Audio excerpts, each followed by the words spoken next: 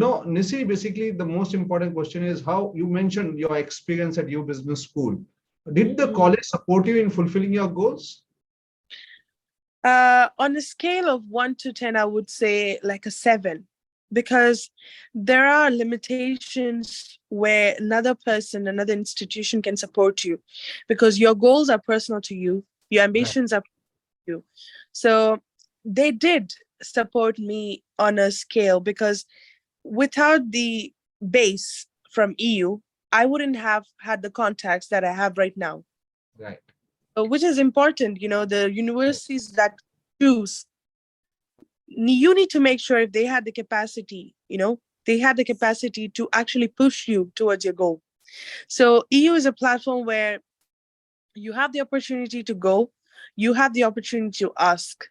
It all takes if you ask. And yes, I did have constant contact with the EU student board or the career boards and everything. So you need to be, aware that they work for you when you want it. So I wanted to seize the opportunity, what I had in front of me. I don't want to be someone who finishes and then just travels back to my country. So it was not easy, because you have a lot of students competing, so you need to make sure why your profile stands out. So it is important that you do certification courses, you gain more work experiences as much as you can, and then EU will be there for you if you're ready for you, like if you want it. So the exposure, the contacts that I got from EU, in the sense, you study with almost 100, like 120 nationalities, they hold. So you know what it takes to have connections with all those countries. That's what you gain in life. It's nothing. It's not the certificates. It's those things that count. And right now, when I'm in business, I know that, if I want something in a certain country, I know I'm gonna dial up one of my friends who lives there and be like, listen, so what are these? And this is it. So that person is going to guide me. And even now, that's what I do on a daily basis. If I have something coming up in a country, I call my friend in Bulgaria or Bavaria or Scotland or whatever that is, like, you call them. So I don't think that would have happened without EU. So definitely EU did play a huge part, in fulfilling my, not fulfilling my goals, but fulfilling my path towards my goal. It did make it easier. EU did make it quite easier, because without the contacts, without the experience, I wouldn't have been here right now. Wonderful. Yeah. Very, very well said. One thing that you said is, I have to ask. What people, normally students, when they go, what they expect is things to come to them. Things don't Right. come to you, you have to ask. And second most important that you told is that you have to basically build contacts. The contacts are there, but you have to go and speak to the professors. You have to build all those contacts. And now you have contacts with so many people across different parts of the globe. And that is what you gain from study abroad. So very, very well said. Very, very well said. Yes. Okay. Definitely. So, what are some of the challenges you faced while studying abroad, and how did you overcome them?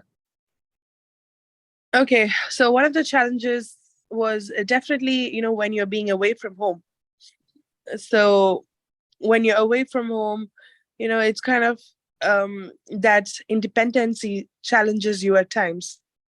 That's one of the thing. And apart from that, I think it's a cultural difference. There are so many cultural differences, the barriers that you need to keep in mind. So I think one of my advice to the students right now is that before you move to a country, try to find out the cultural things, the cultural differences within your country and the country that you're planning to move on. Because you're going to be shocked when you arrive. Because there are some things that we might do that offends them. You know what I'm saying? So it is important that you educate yourself before you go to a certain country. So, for example, if you go to Spain, there are things that are considered rude. For example, if you ask them, "Are you married?" It's a rude thing to ask. It's a rude question. I mean, we might sound like very casual if you know them, but it's very offensive for them to ask, oh, are you married? It's a very offensive question. So those things, cultural shocks, or let's say all those kind of things, you need to keep in mind, because and then if you ask certain questions like that, they're going to be so offended that they find it, impossible to talk to you again. So what I did was, way before moving, I started educating myself on, what to ask, what not to ask, what are the gestures that I need to keep up with, and everything. So it also, in the same way, you don't shake hands with the people in Spain, except for men or women or anybody, including them, you don't shake hands with them. It considers so formal, if you have gotten in acquaintance with them, it is rude to shake hands. It's always a hug. So that's an appropriate way to greet people. So these may sound like, a tiny issue or a problem, but for them, it matters. At the same time, when you come to India, there are certain things that you don't do. You don't say to people. It might sound offensive. So cultural difference is one of the most important things that everybody needs to keep in mind before traveling to a certain country.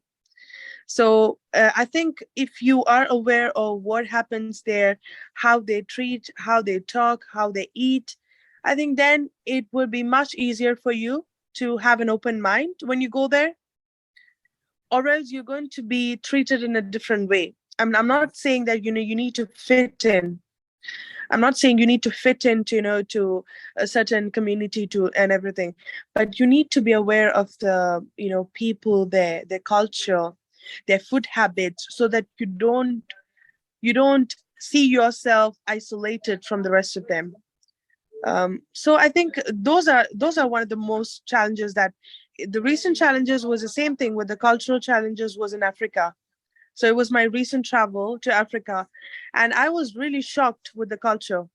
Like, it was the way they treat their children, the way they raise them up is way completely different than how we were brought in. So to live in an African household is quite difficult. At the same time, they have their advantages which stand out from us. So cultural difference is one of the most important thing that I would definitely stress, and I would suggest the students right now: learn about the country that you're planning to move. Even if you're traveling for fun, for leisure, for work, learn about the place that you go, because you may think that, it's a country, I'm just going to travel and come back.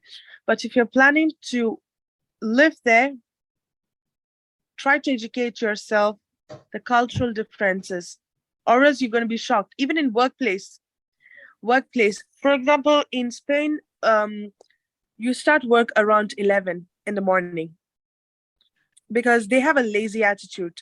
Spanish people are quite lazy in the morning. They go to work around 11, and they take a very generous amount of break time during lunch. 1-2 hours, 2 to 3 hours, it's their lunchtime. And they start and they finish around by 5 to 6. So, that's normal there.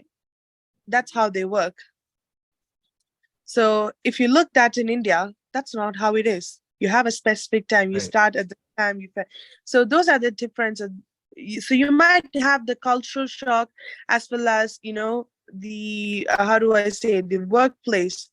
You're going to be shocked at the workplace if you are not going to educate yourself on that kind of areas. Where you want to know about certain people, their culture, traditions.